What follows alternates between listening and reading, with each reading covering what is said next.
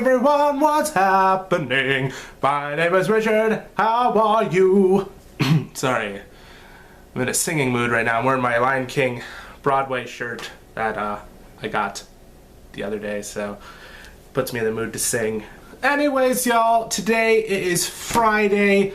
Hopefully it's still Friday when you're watching this because my computer's been kind of slow, so I don't know when this will be uploaded, but hopefully it's still Friday when you're watching this. And if it is still Friday, that means, ladies and germs, it is time for another episode of Comics!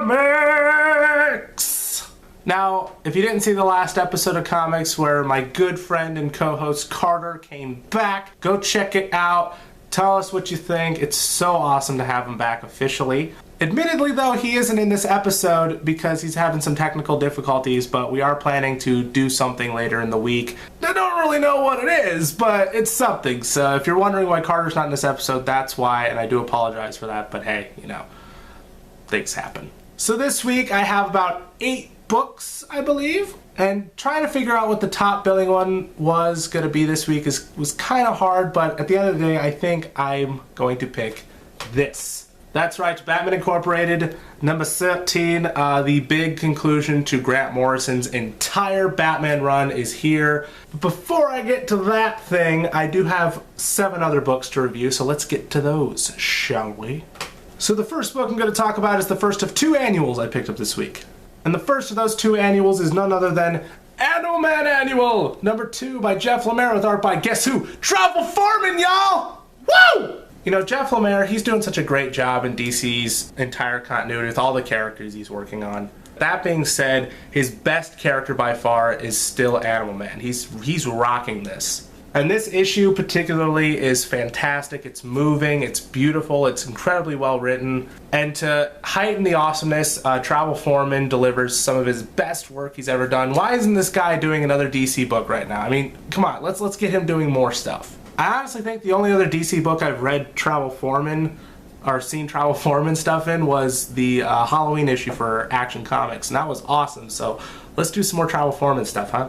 The next and last annual I'll be talking about is Batman Annual number 2. Now, unlike the previous annual, which I praised, this annual wasn't all that good. For one thing, I thought the art was terrible. I hated the art in this book. It was just so bland and generic. I'd seen it 1,000 times. I don't want that kind of art. I want, like, Capullo level art, man. And Marguerite Bennett, she's pretty good. She's a good writer. I can see the glimpses of awesomeness and why Scott Snyder would want to introduce her to comics, because he's one of Scott's former students, or she's one of Scott's former students, pardon me. But Batman, I don't think was the right fit for her, and I think she didn't really do a great job in writing Batman, especially in his dialogue. I thought that was just kind of off. Next up, a new book from Vertigo has released this week, and it is called Collider, number 1 by Simon Oliver, with art by Robbie Rodriguez. So basically, Collider is about this bureau, and it's not a secret bureau like Men in Black or, you know, Bureau for Paranormal Research and Defense or anything like that. It's a straight up bureau that full on exists. Like, you just call 911 and the dispatcher will be like, you know, what's your emergency? And if you say your emergency is a physics emergency, these guys will come help you. And the bureau is called the FBP, the Federal Bureau of Physics. And their job is essentially, if you got a physics problem, like if there's a bad gravity spot, then yeah, you call the FBP and they will take care of it. And that concept alone, plus amazing writing and fantastic artwork, made this book truly, truly awesome. Yes, the story concept alone is fantastic, and the writing by Simon Oliver, it feels organic, it's well paced, and it's so fantastic, and the characters are so well fleshed out. But by far the best thing about this book is the art. The artwork in this book is what really made me pick this up in the first place. I saw this amazing cover, and then I flipped through the interiors, and I was like, wow, this is awesome. Next up from Image Comics, we have 5 Ghosts, number 5 of 5. So 5 Ghosts, this is the conclusion of what I'm assuming now is the first story arc, because I heard this is going to be turned into an ongoing. And in this conclusion,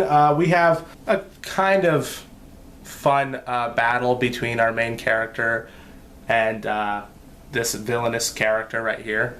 But, you know, at the end of the day, I I kind of felt like the story moved a little slow for me, and then it kind of wrapped up real quick in this issue, and so, I don't know, I was kind of bummed by it.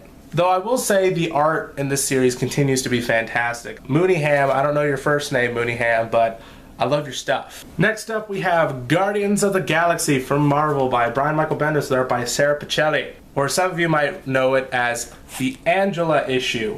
So I gotta say, Guardians of the Galaxy is amazing still. I love this book so much. Whenever I read an issue of Guardians of the Galaxy, I can just tell that the creators are having the most fun they've had on anything. I mean, I'm reading Bendis' work on this, and he's just having a ball. Now, as far as the introduction of Angela goes, story-wise, I mean, I never really had much of a connection to the character in the first place, so, I mean, it's cool that she's in the book, but I don't really have an opinion on it, so, okay, cool. Though I will say, though, I did hear in advertisements, and I read in advertisements and whatnot, that Neil Gaiman, who, you know, brought the character to Marvel, was going to be writing this issue with Bendis. But I guess that's not happening, so I'm kind of bummed. But other than that, this is still a great issue. By the way, the art by Sarah Pichelli, awesome! Next up from Vertigo Comics, we have The Wake, #1 of 3 by Scott Snyder with art by Sean Murphy. Oh my goodness gracious, ladies and gentlemen, this book is freaky!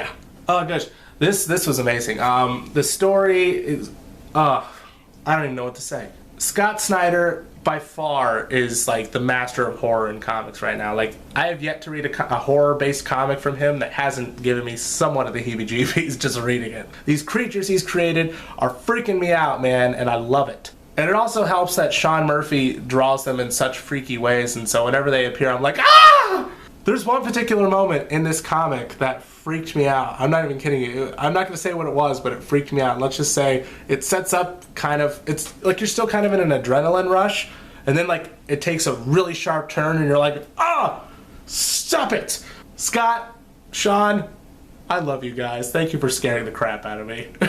This is great. This book is fantastic. You guys got to read it. And the last book I'm going to talk about before the big book this week, X-Men! So this issue is the conclusion of the first story arc, and let me just tell you guys, it is a pretty awesome conclusion. Brian Wood continues to rock this book, and you know, he's really, the chicks are kicking butt, man. They're kicking some batuti, and it is awesome. And it doesn't hurt that it's all rendered beautifully by the artist whose name I can't pronounce.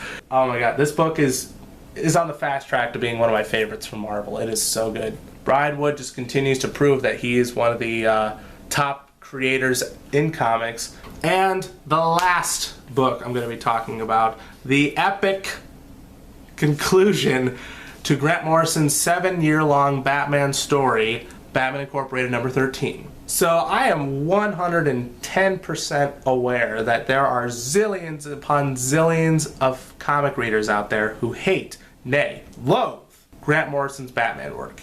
I, however, am not one of those zillions of people. In fact, I am quite the opposite of those zillions of people. I've been in love with what Grant Morrison's been doing. And honestly, to see it all end, it's bittersweet, I'll admit, because I definitely enjoyed his run. But he ended it on a pretty good note, I'd like to think.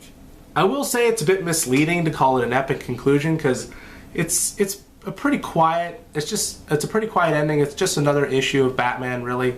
And the epic part, you could argue, is a little anticlimactic, but it ends on a very nice note. It ends on a very good note. I dug it. I really dug this last issue. I know Morrison said people would hate it, and I can see why, but I didn't. I really enjoyed it. And you know, now that the series is over, I would love it if for like a small stint, Chris Burnham could tackle a 3-issue story for Batman 66. How awesome would that be? Sure, that's all of my reviews for this week. In the comment section below, what books did you guys pick up and what was your favorite? So anywho, as always, don't forget to like this video, follow Carter and I Facebook, Twitter, directorscutradio.com, and Tumblr, and on the Marvel Cinematic Universe YouTube channel page. You can check out more of Carter there. Links are all down below. Subscribe to this YouTube channel if you like what you see, and favorite the video because I like it when you do that. And I will see you guys, and Carter will see you guys in the next video. Bye!